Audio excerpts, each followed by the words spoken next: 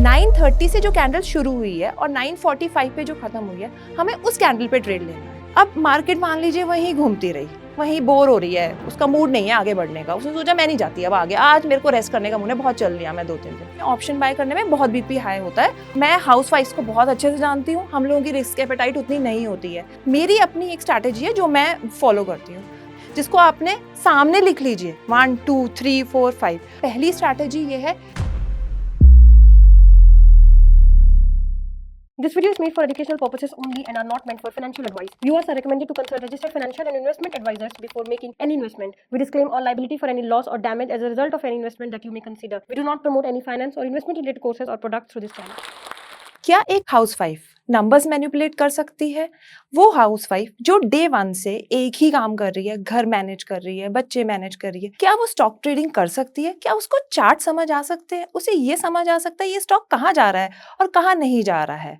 इसका आंसर ही मैं देने आई हूँ। जी हाँ, बिल्कुल कर सकती है और श्योरली कर सकती है। तो मैं स्टार्ट करती हूँ a long time back in year 2000 when I got married. I got married at a very early age. Even I was not 21 at that time. तो मैं बहुत छोटी थी, मुझ में उतनी सेंस भी नहीं थी, लेकिन फिर भी मुझे था कि चलो ठीक है, उस टाइम की जो डिमांड थी कि पेरेंट्स कहते थे कि जल्दी शादी करनी है, सेटल होना है, ओके फाइन, जैसे वो कह रहे हैं it's okay, because I was the eldest daughter, तो उनकी पूरी मर्जी चलती थी कि ठीक है इसकी शादी करा दो, इसे सेटल कर दो, तो उनकी एक रिस्पॉन्सिबिलिटी ओवर हो जाएगी।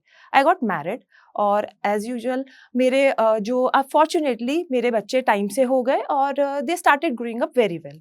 लेकिन उसके बाद after 3-4 years I was too disturb. मुझे ये लगता था कि मैंने अपनी क्वालिफिकेशन का क्या किया, मतलब मैं कुछ कर ही नहीं पा रही हूँ, वही डेली रूटीन, वही सब कुछ देखना। तो और ओवरऑल मैं मेरी एकेडमिक क्वालिफिकेशन बहुत अच्छी थी। मैं अपने स्कूल में 10th में मैंने टॉप किया था और शुरू से ही मुझे पढ़ाई बहुत फैसिनेट करती थी। तो gradually that time I was fortunate, मैंने अपने हस्बैंड से बात करी और उनसे कहा कि नहीं मैं कुछ करना चाहती हूँ, नहीं तो ऐसे में बहुत डिप्रेशन में आ जाऊंगी कि मैं अपने अपने आप को मैं अपने आप को जस्टिफाई कैसे करूँ कि मेरे को कुछ करना है और मैं कर नहीं पा रही हूँ। उसी लाइफ में मैं बिल्कुल बाउंड हो गई हूँ। And he was really very supportive. Then I opened up my own play school.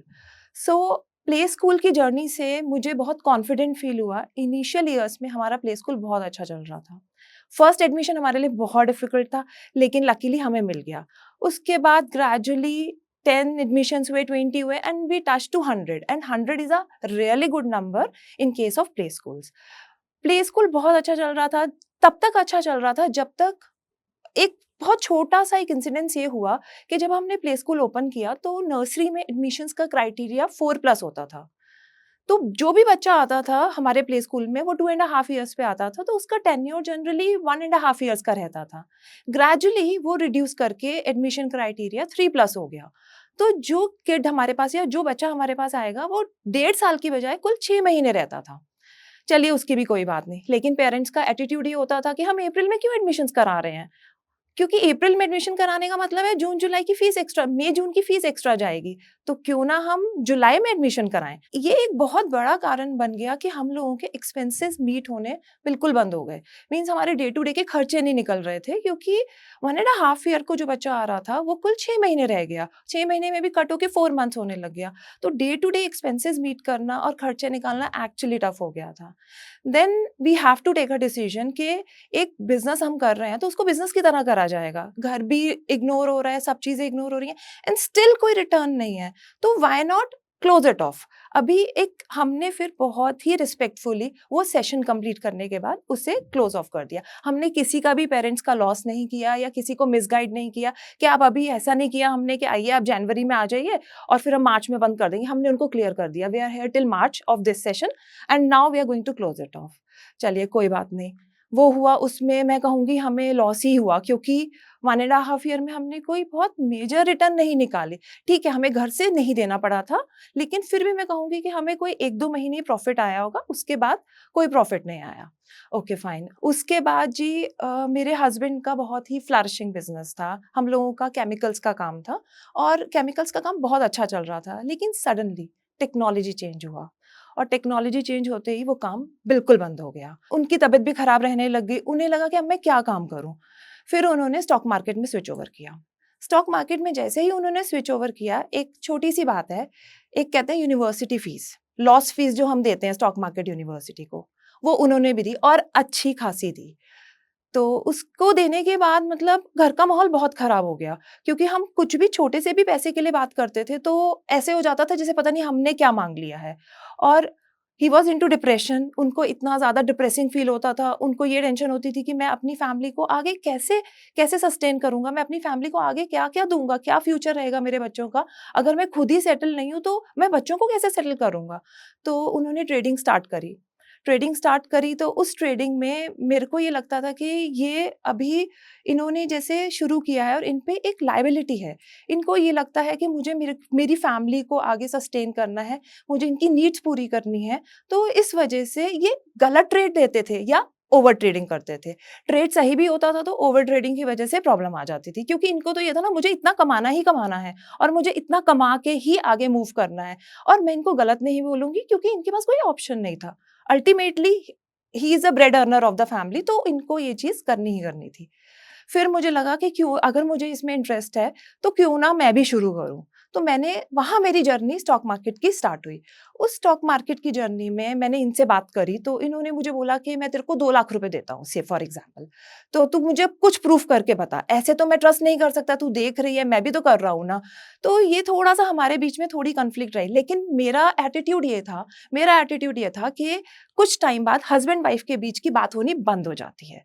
क्यों बंद हो जाती है? आपके पास कोई कॉमन टॉपिक नहीं रहता। आई थॉट कि अगर मैं इसी फील्ड में होंगी, तो मैं उनसे उतनी बात कर सकूँगी जिससे उनका भी माइंड डाइवर्ट रहे और हम दोनों के बीच में एक हेल्दी रिलेशनशिप, हेल्दी कम्युनिकेशन बना रहे। और एक ये बहुत मेजर रीज़न था मेरा स्टॉक मार्केट में स्विच ओवर करने का। उसके बाद मैंने स्टॉक मार्केट में जब स्विच ओवर किया, तो इन्होंने मुझे एक अमाउंट दे दी, "तू 2 लाख रुपए ले, तू चाहे 2 शेयर ले किसी चीज़ के, लेकिन मुझे रिटर्न निकाल के दे।" मेरी जो जब मैंने शुरू किया तो 2 लाख पे मैं थोड़ी कॉन्फिडेंट हुई कि चलो एक रियलिस्टिक सी रिटर्न सोचते हैं कितनी निकल सकती है।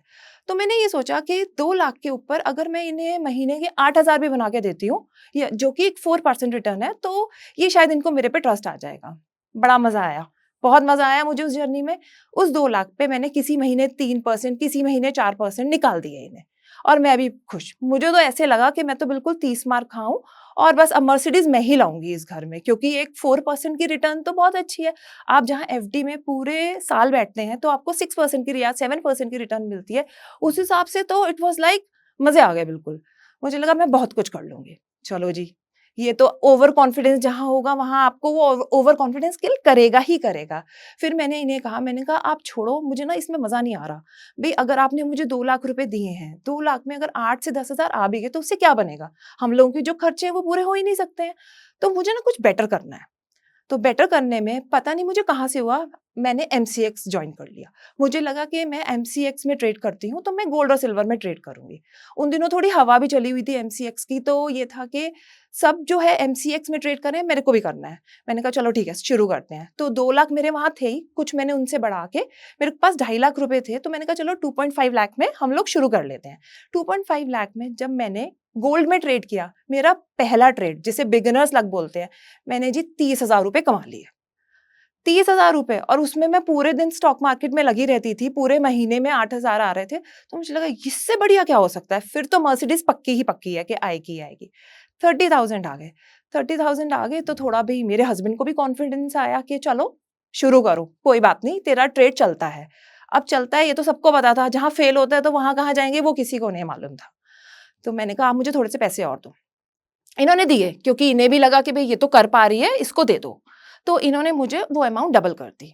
जब उन्होंने वो अमाउंट डबल कर दी, तो मैंने कहा चलो अब तो मैं सब कुछ ही आराम से कर लूँगी। और दैट टाइम जब मैं ये एमसीएक्स करती थी, तो उस टाइम में सबसे बड़ी बात ये है कि ब्रोकर लीवरेज देता था।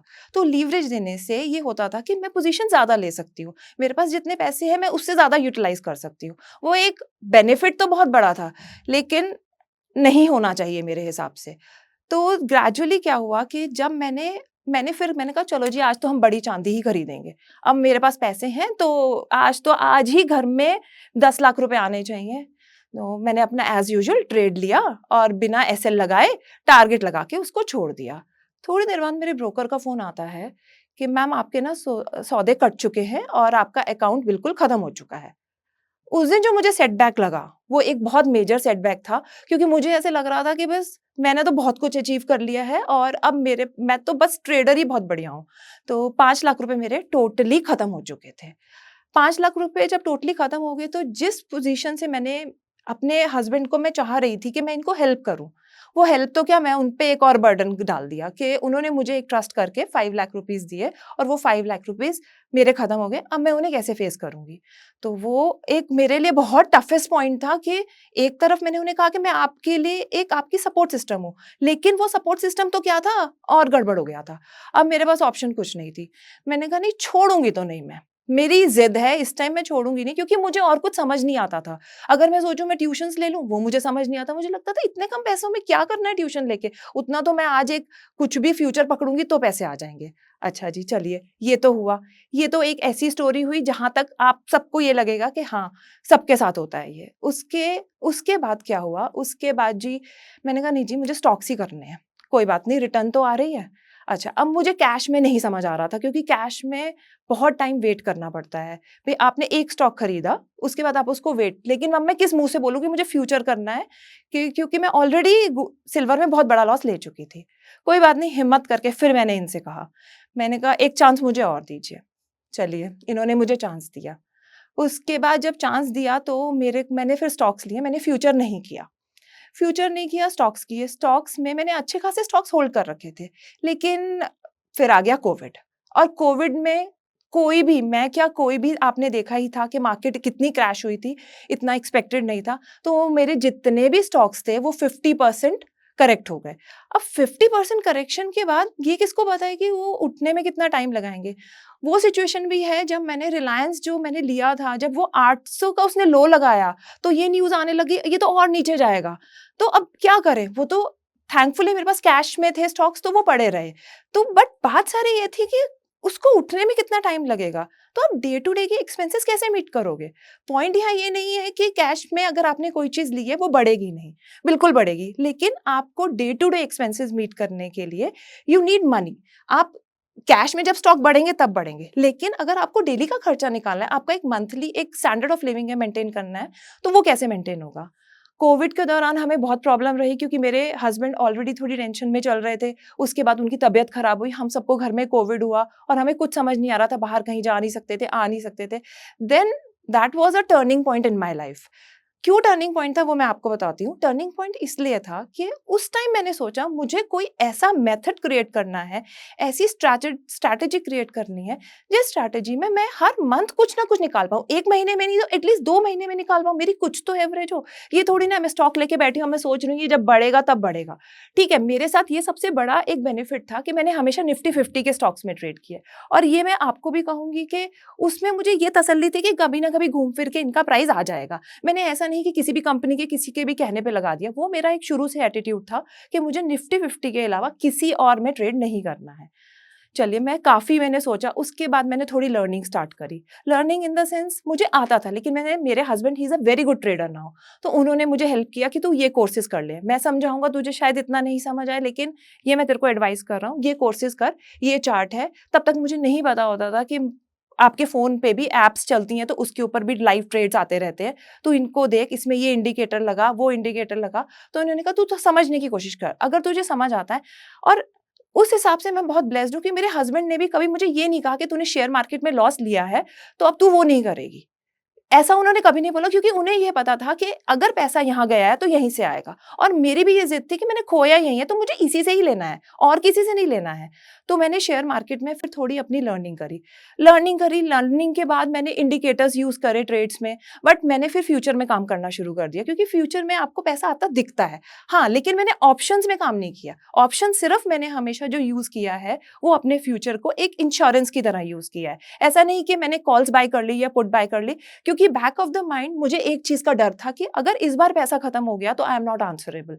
और वो बात सही भी है, इतना डर होना मार्केट में जस्टिफाइड है, क्योंकि हम ये सोचे, जैसे मेरे हस्बैंड ने इनिशियल जो लॉसेस लिए थे वो ओवर ट्रेडिंग की वजह से लिए थे।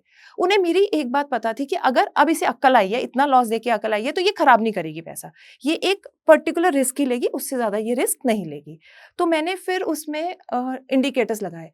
पहले मैंने शुरू में हाइकन एशी लगाया। चलिए, उससे पैसा बनता था, लेकिन वो था स्लो इंडिकेटर। तो मुझे समझ आया कि ये इंडिकेटर्स जो हैं, ये इंडिकेटर्स आर लैगिंग इंडिकेटर्स। इसमें इन इंडिकेटर्स में आप इनको एज़ अ हेल्प तो यूज़ कर सकते हो, लेकिन आप इन इंडिकेटर्स के बेसिस पे ट्रेड कन्फर्म नहीं कर सकते हो। देन मैंने कहा यार ये काम तो मुझे कुछ ऐसा करना है कि मेरी पूरी रोज़ की टेंशन ना हो, क्योंकि आप अगर आप घर पर हो और घर पे आप ट्रेड कर रहे हो, तो घर पे 4 काम भी हैं। आपके हस्बैंड भी हैं, आपके बच्चे भी हैं, आपके इन-लॉज़ भी हैं, तो आप उन सबको छोड़ के तो नहीं लेके ट्रेडिंग बैठ सकते हो। और कोविड के बाद तो 2 साल तो घर से ही वर्क फ्रॉम होम था, तो मेरे को कुछ ऐसा पैटर्न चाहिए था, जिसमें मैं इनकम जनरेट कर सकूँ अपनी फैमिली के लिए। तो मैंने कहा चलो कोई बात नहीं, टाइम देते हैं इस चीज़ को, कोई दिक्कत नहीं है। तो उसके बाद जो है मैंने ट्रेडिंग स्टार्ट करी, प्रॉपर ट्रेडिंग। वो ट्रेडिंग मैंने करी, मैं जो मेरे पैसे खत्म हो चुके थे, मेरे हस्बैंड ने मुझे 5 लाख रुपीज़ दिए और 5 लाख का मैंने अपना गोल्ड डिसॉल्व कर दिया। तो मैंने टोटल 10 लाख रुपए डाल के ट्रेडिंग शुरू करी। गोल्ड जो डिसॉल्व किया था, वो उस टाइम मेरी आत्मा बहुत दुखी थी। मैं बहुत परेशान हुई थी, क्योंकि आई लव माय गोल्ड। वो मेरे लिए मतलब अभी भी आज की डेट में भी मैं गोल्ड हाथ किसी को नहीं लगाने देती हूँ, क्योंकि वो एक मेरा एसेट है जो मेरे पेरेंट्स ने या मेरे इन-लॉज़ ने मुझे दिया है, वो मेरी सिक्योरिटी है, वो मेरे बच्चों की सिक्योरिटी है। लेकिन मेरे पास ऑप्शन नहीं था, क्योंकि मैंने बहुत बड़ा चांस लिया था कि मैं वो 5 लाख रुपीज़ वहाँ से करूँगी, क्योंकि इन्होंने कहा मैं अभी 5 ही तेरे को दे सकता हूँ, इससे ज़्यादा मैं नहीं दे सकता। चलिए, मेरे को 10 लाख से कम में ट्रेडिंग करनी ही नहीं थी, क्योंकि मुझे एक बात की अक्ल आ चुकी थी, जब तक पूरा पैसा नहीं है, मैं मार्केट में नहीं जाऊँगी। उसकी वजह ये है क्योंकि जो स्टॉक्स मैंने कोविड के टाइम में लिए थे, घूम फिर के वो उनका रेट आया। टाइम लगा लेकिन रेट आया, बट वो मैंने कैश में लिए थे, तो वो पूरा पैसा पड़ा था, इसलिए वो रेट आया। मैंने 5 लाख का गोल्ड डिसॉल्व किया, तो टोटल अब कैपिटल मेरे पास थी 10 lakh of rupees. 10 lakh of rupees को लेकिन मैंने बहुत ही सेंसिबली यूज़ करना था, क्योंकि इस टाइम मैंने ये सोच रखा था, मेरी अपने आप से ज़िद थी, अगर मेरी रिटर्न नहीं निकली, तो मैं ये हमेशा के लिए बंद करके फिर मैं सोचूँगी क्या करना है। लेकिन अपने आप को मैंने समझाया, मैंने कहा नहीं, लोग कमा रहे हैं तो मैं क्यों नहीं कमा सकती हूँ? मैंने यूट्यूब पे बहुत वीडियोज़ देखी, कोर्सेज़ करे कि क्या हो सकता है। अल्टीमेटली मुझे एक बात टोटल इस मार्केट में ये समझ आई कि अगर आप किसी भी चीज़ के पीछे, चाहे वो फ्यूचर ले रहे हैं, उसके पीछे आप पूरा पैसा डाल के बैठे हैं, तो आपको कोई हिला नहीं सकता है। उसका एक लाइव एग्ज़ाम्पल है, आप जैसे मैंने बैंक निफ्टी ली, तो बैंक निफ्टी जहाँ मैंने फ्यूचर लिया, मैं एक कॉपी मेंटेन करती थी। I am a old school person, जहाँ मैं कॉपी पेपर पे लिखना प्रेफ़र करती हूँ। भले ही कितनी टेक्नोलॉजी आ जाए, लेकिन वो जो रेट कॉपी पे लिखे हुए होते हैं, वो आपको याद रहते हैं। अगर आप रोज़ का एम टू एम कैलकुलेट करोगे, आप खुद कन्फ्यूज़ हो जाओगे, आपने कितने पैसे डाले, कहाँ गए वो पैसे। तो ये एक मेरी पर्सनल एडवाइस है कि आप जो भी कर रहे हैं ना, उसे एक रिटर्न लेजर ज़रूर बनाइए। तो उसमें मैंने जब ये ट्रेड लिया, मैंने एक फ्यूचर लिया, मैंने एक फ्यूचर से शुरू किया। मेरी रफ़ कैलकुलेशन उस टाइम थी कि लाख रुपए में मेरा फ्यूचर आ गया। लाख रुपए में जो मेरा फ्यूचर आया, मैंने उसके पीछे 2 लाख रुपए एम टू एम के डाल दिए, क्योंकि कोविड वाली सिचुएशन से सब डरे हुए थे। उसमें हमने मार्केट में ब्लड बाथ होते हुए देखा है और 2008 में भी देखा है। तो हमें ये था कि भई ऐसा ना हो कि कुछ ऐसा हो जाए कि भई ये पैसा भी मेरा खत्म हो जाए, क्योंकि इसके बाद मैं अपने आप को जस्टिफाई नहीं कर पाती। तो मैंने 3 लाख पे एक फ्यूचर लिया। 3 लाख पे एक फ्यूचर लेने का मतलब है कि 1 लाख तो आपकी मार्जिन मनी यूज़ हुई, और मैंने लिया भी ऐसे ब्रोकर के यहाँ जहाँ पे पूरा पैसा देके काम होता था। लीवरेज मैंने नहीं ली, क्योंकि लीवरेज में बंदा जो है ओवर ट्रेडिंग करेगा ही करेगा। आप कितना ही सोच लीजिए कि आपको लीवरेज मिल रही है, तो कम पैसों में काम हो रहा है, कम पैसे में काम तो हो रहा है, बट वो ब्रोकर पूरा ही लेके जाता है, फिर बचता कुछ नहीं है उसमें। तो उसमें मैंने वहाँ उस ट्रेडिंग प्लेटफ़ॉर्म पे शुरू किया, जहाँ पे पूरा पैसा देके काम होता था। तो 1 लाख रुपीज़ मेरे लगे एक तरह से मार्जिन के, या मोटा-माटी में 10-20 हज़ार ऊपर-नीचे लगे होंगे, वो इश्यू नहीं है। उसके बाद उसमें मैंने 2 लाख का एम टू एम डाल दिया। अब मार्केट जहाँ जा रही है, चली जाए, मुझे कोई टेंशन नहीं है। मैं अपने घर के काम भी कर रही हूँ, मैं सारी चीज़ें भी कर रही हूँ, मैं अपनी सोशलाइज़ भी कर रही हूँ, मैं अपने बच्चों को पढ़ा भी रही हूँ, क्योंकि मेरे बच्चों की कभी भी कोई ट्यूशन्स नहीं थी। 10th स्टैंडर्ड तक उन्हें मैंने खुद ही पढ़ाया है, और वो दोनों बहुत अच्छा एकेडमिकली कर रहे हैं। और उसमें मेरे हस्बैंड को भी ये टेंशन नहीं थी कि भई इसने ओवर ट्रेड किया हुआ है। पोज़ीशन तो ये देखते रहते थे, क्योंकि खुद ही करते थे ट्रेडिंग। तो ये 3 जब तक मेरे लेवल से बैंक निफ्टी 1000 पॉइंट नीचे नहीं करेक्ट हो जाती थी, तब तक मैं उसको एवरेज नहीं करती थी। क्योंकि अगर आप गलत डायरेक्शन में एवरेजिंग कर रहे हो, तो आप फॉलिंग नाइफ को पकड़ रहे हो, उसमें तो फिर आपको कोई भी नहीं बचा सकता। 1000 रुपीज़ नीचे आ गया, अब फिर टेंशन जी, क्या किया जाए? अगर एक फ्यूचर और लेते हैं, वो और नीचे आ गया, तो बीपी तो ऊपर-नीचे होता ही रहेगा। ये तो ऑब्वियस सी बात है कि हमारे प्राइस से अगर कोई चीज़ नीचे आ गई और हम एवरेज कर रहे हैं, और ये तो कोई गारंटी नहीं है मार्केट में कि और 4000 पॉइंट नीचे बैंक निफ्टी नहीं गिरेगी, फिर आप क्या करोगे? तो इसका एक सॉल्यूशन मेरे हस्बैंड ने मुझे बताया। उन्होंने कहा कि तू जो कर रही है वो बिल्कुल ठीक कर रही है मेरे हिसाब से, बस एक काम कर ले, साथ में हेजिंग के लिए पुट ले ले। तो मैंने कहा वो क्या होती है? मेरे को पता तो थी, फिर भी मैंने थोड़ा-सा ना, थोड़ा वो खुश हो जाएँ कि चलो ये ज़्यादा नॉलेजेबल है, तो थोड़ा मैंने अपने पति को सोचा खुश कर देती हूँ ये पूछ के। तो उन्होंने कहा कि तू एक काम कर, इसके सामने ना एक पुट ले ले। तो मैंने कहा अच्छा पुट ले लेती हूँ, कॉल क्यों ना माइनस करूँ मैं? पुट क्यों लूँ? फिर मेरा उनसे ये क्वेश्चन था। तो उन्होंने कहा जो मैं कह रहा हूँ कर लेना चुपचाप, तू इसमें पुट ले ले बस। तो मैंने कहा ठीक है, ओके फाइन। तो मैंने उसके सामने एक पुट ले ली। अब मुझे ये टेंशन नहीं कि 1000 पॉइंट नीचे गिरेगी अगर मार्केट, तो मुझे पुट कुछ ना कुछ तो पैसे देगी ही देगी। उसके बाद मैंने दोबारा लिया। 1000 पॉइंट नीचे गिरने पर मैंने बैंक निफ्टी का फ्यूचर दोबारा लिया। ठीक है, ले लिया और उसके साथ उसकी पुट ले ली। उस पुट में मैंने प्रॉफिट बुक कर लिया। अब मेरी एवरेज जो थी, जो मेरी कॉस्ट थी, वो पुट में प्रॉफिट बुक करने की वजह से नीचे आ गई। फिर मार्केट गिरी 1000 पॉइंट, तो मैंने 3 लॉट लिए। उसके बाद मैं शांत हो गई, क्योंकि मेरी अपने आप से ये कमिटमेंट थी कि 10 लाख पे मैं 3 से ज्यादा फ्यूचर नहीं करूंगी। जब ये प्रॉफिट में आया मेरा ट्रेड, तो आप सोच भी नहीं सकते, मैंने बहुत अच्छी रिटर्न बनाई। तो 10 लाख पे जो मैं 40,000 रुपए महीना कमाने की सोच रही थी स्टॉक से, उसमें भी एक सिचुएशन ये थी कि स्टॉक है वो अटक भी सकता है। जरूरी नहीं है कि अगर आज हमने निफ्टी 50 का भी कोई स्टॉक लिया है, लेकिन कितनी बार मैंने ऐसे स्टॉक्स देखे हैं जो अटक जाते हैं, उसी उसी लेवल पे तो वो अटक ही जाते हैं, तो आपका पैसा फंस गया। लेकिन जो इंडेक्स है वो ऊपर आएगा ही आएगा। इसीलिए मैं ट्रेडिंग इंडेक्स में करती हूँ। मैं निफ्टी से ज्यादा बैंक निफ्टी प्रेफर करती हूँ, क्योंकि उसमें मुझे मजा ज्यादा आता है। बाकी इट्स पर्सनल चॉइस, आप निफ्टी करें या बैंक निफ्टी करें। तो उसके बाद मैंने 3 के बाद मैंने बिल्कुल स्टॉप लगा दिया। उस स्टॉप में मैंने 10 लाख पे मैंने 3 फ्यूचर लेके मैं सो गई, अब देखी जाएगी जी जो होगा। तो उसके बाद जो है पुट का लॉस हटा के भी मैं बहुत मेजर प्रॉफिट में निकली। और मुझे लगा कि चलो, मैं हर महीने का सोच रही हूँ, मैं ये सोचूंगी कि मैंने 3 महीने में इतनी रिटर्न निकाल दी। तो वो एक टर्निंग पॉइंट था, और आज भी मैं वही स्ट्रैटेजी फॉलो करती हूँ। हाँ, लेकिन वो स्ट्रैटेजी पोजिशनल है। उस स्ट्रैटेजी में आप पैसा लगा के बैठे हो, आपने अपनी एक अमाउंट 10, 20, 30 लाख लगा दी। आप उसमें आप अपने आप देख लीजिए आपकी रिस्क एपेटाइट क्या है। अगर आपकी रिस्क एपेटाइट ये है कि आप 3 लाख रुपए पे एक फ्यूचर हैंडल कर सकते हो, तो आप वो करो। अगर आपने 15 लाख रुपए लगाए हैं और आप 5 फ्यूचर लेकर, लेकिन आपको कहीं ना कहीं स्टॉप होना पड़ेगा, बिकॉज आप मार्केट पे ये ट्रस्ट नहीं कर सकते कि ये और नहीं गिरेगी, तो आपके पास बैकअप अरेंजमेंट होना चाहिए। जैसे मेरे पास बैकअप अरेंजमेंट नहीं था, तो मैंने इसलिए 10 लाख पे 4 फ्यूचर भी हो जाते, बट मैंने 3 फ्यूचर ही करे, क्योंकि 3 फ्यूचर करते के साथ ही मैं निश्चिंत थी। मैंने कहा ठीक है यार, मार्केट आधी भी हो जाएगी, कोई टेंशन नहीं है, क्योंकि मैंने मार्जिन का पैसा भी दे रखा है और मैंने M2M का भी पैसा दे रखा है, जो कि 2 लाख रुपए बहुत अच्छा M2M है बैंक निफ्टी के लिए, और उसमें मुझे बहुत अच्छी रिटर्न मिली। तो ये तो मेरी थी पोजिशनल जर्नी। अब पोजिशनल जर्नी तो होगी, अब रोज की एक चुल तो है कि डेली भी कुछ करना ही करना है, उसका क्या करा जाए, क्योंकि हस्बैंड भी करते हैं। तो लगता है कि भाई मैं ऐसे वेली तो बैठ नहीं सकती हूँ, फिर तो कोई मजा नहीं आएगा, कोई किक नहीं मिलेगी लाइफ में। तो मैंने अपनी इंट्राडे की जर्नी स्टार्ट करी। इंट्राडे की जर्नी के लिए पहले मैंने एक आईसीआईसीआई बैंक में, बहुत पहले की बात है, एक वर्चुअल अकाउंट खोला, जिसमें मैं रोज ट्रेड लेती थी और दोपहर तक उन्हें काट देती थी कि क्या रहा। वो इतना अच्छा प्लेटफॉर्म नहीं था, लेकिन वो सिर्फ इतना था कि मेरे को समझ आ गया कि मुझे कहाँ गलती कर सकती हूँ और कहाँ नहीं कर सकती। फिर मैंने कहा चलो जी अब शुरू करते हैं। तो अब इसमें हम डालेंगे 1.5-2 लाख रुपए, ज्यादा नहीं, क्योंकि पता चला इंट्राडे ही करना है, आगे लेके नहीं जाना है, तो दैट इज सफिशिएंट अमाउंट। मैं ये भी नहीं कहूंगी कि आप 50,000 से शुरू करिए। जैसे कई लोग कहते हैं 50,000 से हमने 50 लाख बना दिए। अरे बाबा, मेरे में हिम्मत नहीं है, और मैं किसी को ये सजेशन नहीं दूंगी, क्योंकि वो 50,000 कई बार मैं दे चुकी थी। तो मुझे ये था कि अभी भी मैं 2 लाख से कम में तो काम नहीं करूंगी, पैसे नहीं होंगे तो नहीं करूंगी। तो मैंने इंट्राडे में वो शुरू किया। तो इंट्राडे में मैंने एक स्ट्रैटेजी शुरू करी, वो मैंने खुद एनालाइज किया था, खुद ऑब्जर्व किया था। यूट्यूब वीडियोज में बहुत देखती थी, लेकिन वो आपको कहीं भी नहीं मिलेगी, वो स्ट्रैटेजी कहीं भी नहीं मिलेगी। उस स्ट्रैटेजी में पर्टिकुलरली 9:30 टू 9:45 की कैंडल को मैं ऑब्जर्व करती थी।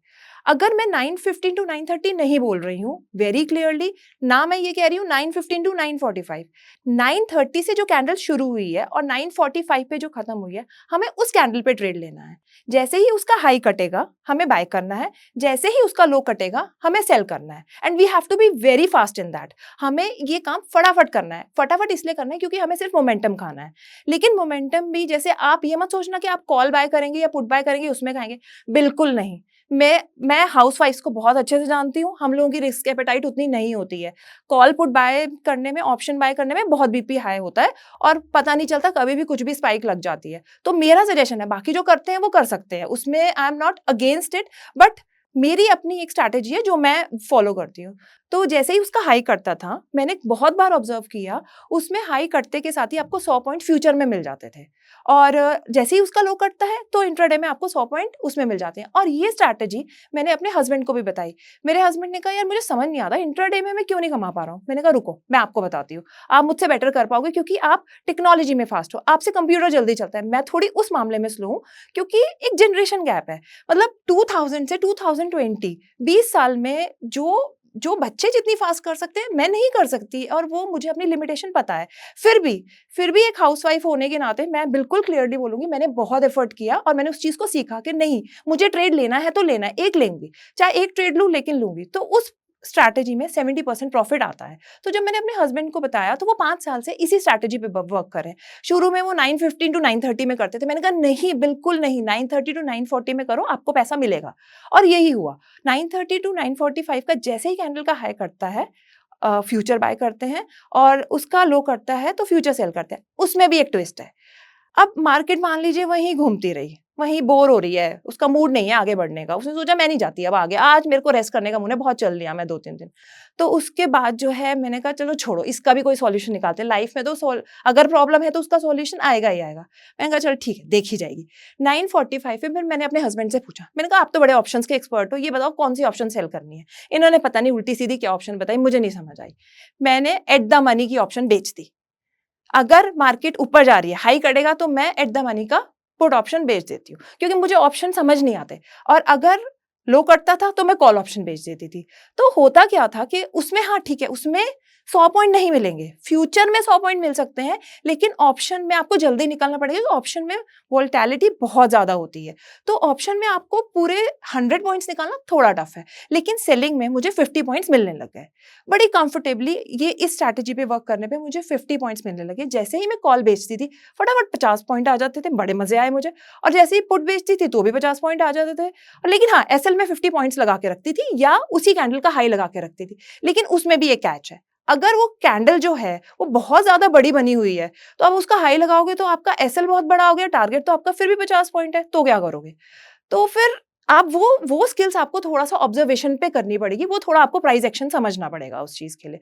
तो प्राइस एक्शन समझते हुए मैंने सोचा, मैंने कहा चल छोड़ देखते हैं क्या होता है। 50 पॉइंट मैंने एसएल लगाया, 50 पॉइंट मैंने टारगेट लगाया। अब उसमें भी एक कैच, मेरे हस्बैंड ने बोला जी या तो एसएल लगेगा या तो टारगेट लगेगा। अब क्या करूं, मैं फिर फंस गई। मैं एसएल भी नहीं मतलब एक चीज लगाने में तो बड़ी आफत है ना, कई बार आप टारगेट लगाते हो वो वहीं से वापस हो जाता है, 1-2 पॉइंट से रह जाता है। तो मुझे ऐसा लगता था कि ये कहते थे कि एसएल लगा, मैं कहती थी नहीं मुझे टारगेट लगाना है। फिर ये कंफ्यूजन, उस कंफ्यूजन का भी मैंने सॉल्यूशन ढूंढा क्योंकि लाइफ में हमें सॉल्यूशंस ढूंढने हैं, हमें परेशान नहीं होना है। परेशान होने के लिए बहुत काम है, अभी देखो ना क्या प्रॉब्लम है, उसको सॉर्ट आउट करो और उसका सॉल्यूशन ढूंढो।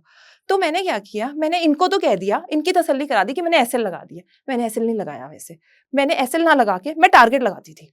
क्यों टारगेट लगाती थी, क्योंकि मुझे ना पैसा बड़ा अच्छा लगता है, आई लव मनी। तो मुझे लगता था पैसा आ जाए, जाने का क्यों सोचूं मैं। बट मैं एक होप में बैठी रही कि नहीं आ जाएगा मेरा प्राइस। उस दिन मैंने पहली बार 100 पॉइंट का एसएल दिया जो कि मुझे, लेकिन वो भी मेरे लिए लाइफ लेसन था। वो लाइफ लेसन इसलिए था क्योंकि अगर आपने सोचा हुआ है कि 50 पॉइंट पे आपने एसएल काटना है तो आपको काटना है।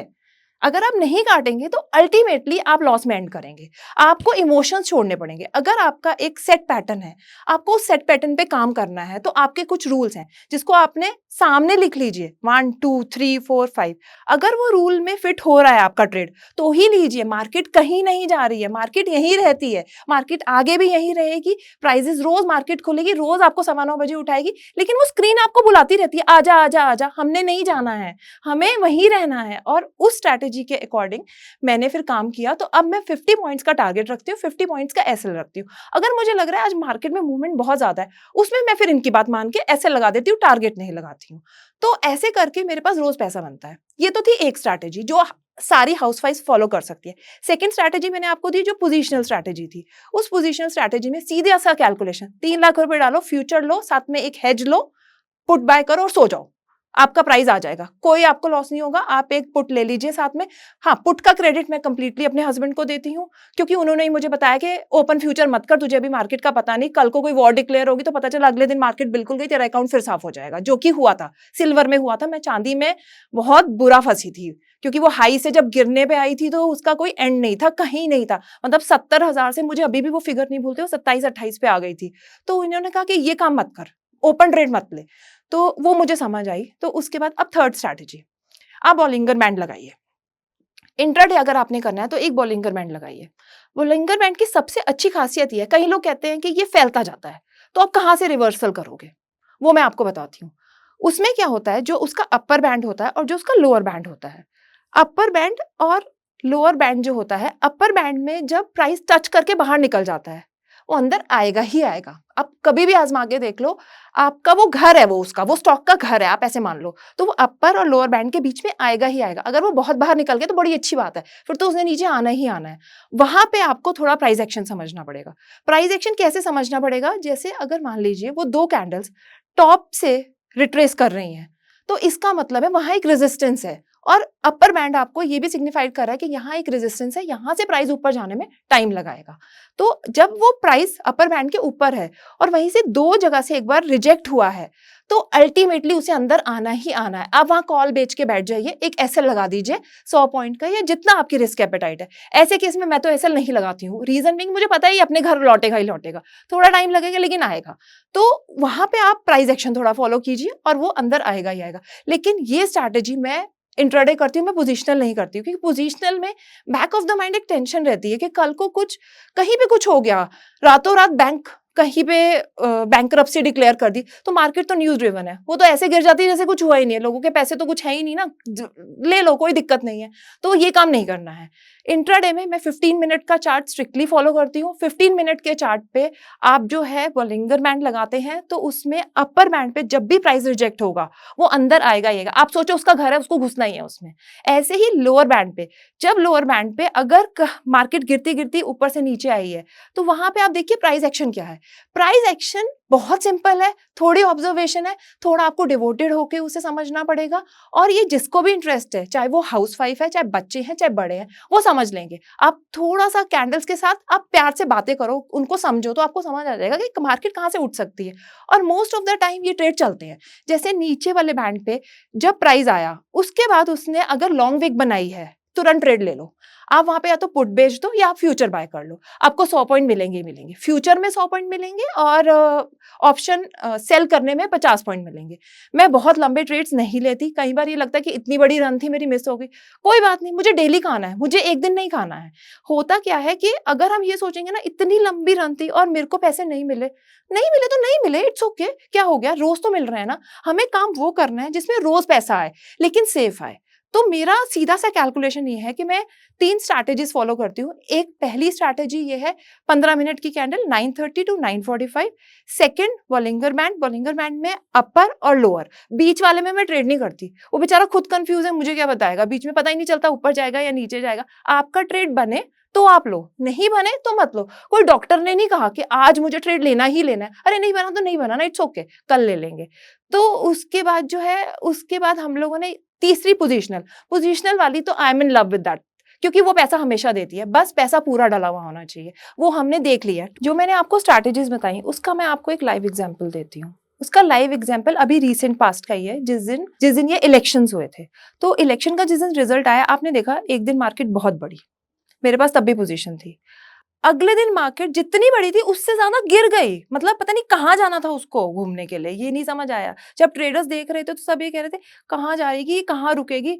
उस टाइम ये हवा उड़ने लग गई निफ्टी में। मैं तो बैंक निफ्टी करती हूँ, लेकिन निफ्टी में लोग ये कहने लगे कि 19,000 आ जाएगी, 19,000 आ जाएगी। क्यों म्यूचुअल फंड पैसा नहीं डालेंगे? जब उनको नीचे इतने कम प्राइजेस पे चीजें मिलेंगी तो पैसा क्यों नहीं आएगा? या रिटेलर्स पैसा नहीं डालेंगे? FII DII का मुझे नहीं पता, लेकिन एज अ लेमैन मुझे ये मालूम है कि कोई चीज मुझे सस्ती मिल रही है तो मैं क्यों नहीं खरीदूं? क्यों मार्केट ऊपर नहीं आएगी, हम क्यों डर रहे हैं? तो उस टाइम भी जब मार्केट गिर गई, मेरे को मेजर लॉस नहीं हुआ, क्योंकि मेरी पुटों ने मुझे भर भर के पैसा दिया और वो मैंने वहां बुक किया, क्योंकि मुझे ये समझ आ गई ये जो कैंडल बन गई है, अब मार्केट ने इसके अंदर ही रहना है। तो वो आप थोड़ा जब ट्रेडिंग करते हैं तो आपको ये चीजें आप एक्सपीरियंस से सीखते हैं। तो उसमें मैंने उस ट्रेड में मैंने लॉस नहीं लिया, बल्कि मैंने वहां पर एक थोड़ा सा रिस्क लिया। मैंने वहां पे पुट अपनी जो थी उसका प्रॉफिट कवर किया। और जैसे मान लीजिए मेरे पास 4 फ्यूचर थे, तो उसके सामने मैं अगले दिन के लिए सिर्फ 2 पुट लेके गई। मैंने 2 फ्यूचर ओपन छोड़ दिए। वो मैंने इसलिए ओपन छोड़ी, मुझे लगा कि जब इतना करेक्ट हो गया और हवा आने लग जाए ना कि अब ये और गिरेगी, तो भूल जाओ, फिर नहीं गिरेगी, फिर मजे से बैठ जाओ। तो उसके बाद अगले दिन 60% मार्केट रिकवर कर गई। जब 60% मार्केट रिकवर कर गई तो आई वाज इन प्रॉफिट। सारी दुनिया रो रही थी हमारे स्टॉक्स कहाँ जाएंगे, अब ये कब बढ़ेंगे, लेकिन मैं 60% मेरी मार्केट अपनी रिकवर करी तो उससे मुझे एक मेजर प्रॉफिट आया। लेकिन लास्ट में मैं ये कहना चाहती हूँ कि जो आज मैं यहाँ बोल पा रही हूँ, या मैं कॉन्फिडेंटली बोल पा रही हूँ, या मुझे समझ आया है कि मुझे अपनी साइकोलॉजी पे वर्क करना था, वो सिर्फ मैं ये क्रेडिट देती हूँ मेरे हस्बैंड को। उन्होंने हमेशा मुझे सपोर्ट किया। मोर ओवर जिस टाइम वो डिप्रेशन से हॉस्पिटल में एडमिट थे, मुझे ये समझ आया कि मैं लॉस लेके इन्हें और टेंशन नहीं दे सकती हूँ, क्योंकि मुझे ये पता था कि अल्टीमेटली देखो, I am not the bread earner. मैं अभी भी कहती हूँ जो भी है मेरे हस्बैंड कर रहे हैं, लेकिन as a female I will suggest to every female, every housewife, कि एक फाइनेंशियल अगर आप इंडिपेंडेंट होते हो तो उससे आपको एक सोसाइटी में सेल्फ रिस्पेक्ट मिलती है, और उससे आप खुद पे कॉन्फिडेंस आता है। आपको कोई खर्चा करना है, आपको किसी से पूछने की जरूरत नहीं है। अगर आपके हस्बैंड आपको कहते हैं मैं पैसे नहीं दे रहा हूँ, तो उसमें उसकी गलती नहीं, उसमें आपकी गलती। आप देखो तो सही खर्चे कहाँ जा रहे हैं।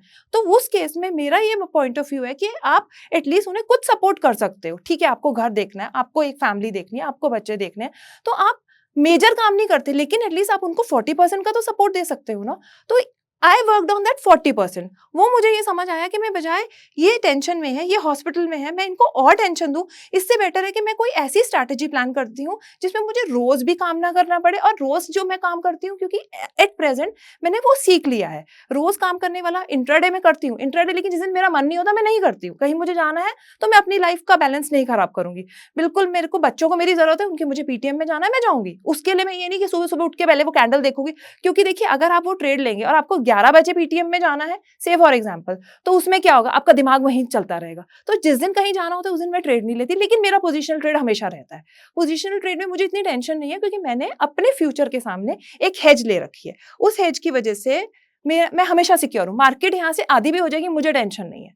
तो अल्टीमेटली ये सब चीजें, कॉन्फिडेंस जो भी आता है आपके सर्कमस्टांसेस की वजह से आता है। बादाम खाने से अक्ल नहीं आती, ठोकर खाने से ही आती है। ये बहुत बड़ा फैक्ट है। तो मैंने भी ठोकर खाई, मैंने भी 2 बार पैसा खत्म किया है। आज अगर मैं एक सक्सेसफुल ट्रेडर हूँ तो वो मैं अपनी फैमिली को पूरा क्रेडिट देती हूँ, क्योंकि उन्होंने कभी मुझे ट्रेडिंग के लिए मना नहीं किया। उन्होंने कहा कर लेगी, लेकिन देख ले कैसे करना है। मतलब वो मेरी अपने आप से कमिटमेंट थी कि अब मैंने थर्ड टाइम पैसे लिए, अब अगर नहीं हुआ तो फिर मैं नहीं करूंगी। और भगवान ने मेरा पूरा साथ दिया, और मैंने इस चीज में मैंने अच्छा सक्सेसफुल मैं रही हूँ, और मेरी जर्नी अच्छी रही है। लेकिन फिर भी एक बात है, आप जब तक कर्म नहीं करेंगे आपको कोई फल नहीं मिलेगा। हम ये सोचे कि हम प्रैक्टिस नहीं करेंगे इस चीज को, या हम चार्ट स्टडी नहीं करेंगे और कोई जादू से आके बता दे, ऐसा नहीं होता है। थोड़ा प्राइस एक्शन आपको समझना पड़ेगा। अगर आपने पोजिशनल भी करना है तो थोड़ा सा प्राइस एक्शन समझना पड़ेगा। ये तो थी मेरी जर्नी, बहुत ही अच्छी भी थी, बुरी भी थी, कई चीजें मैंने सीखी इस जर्नी में।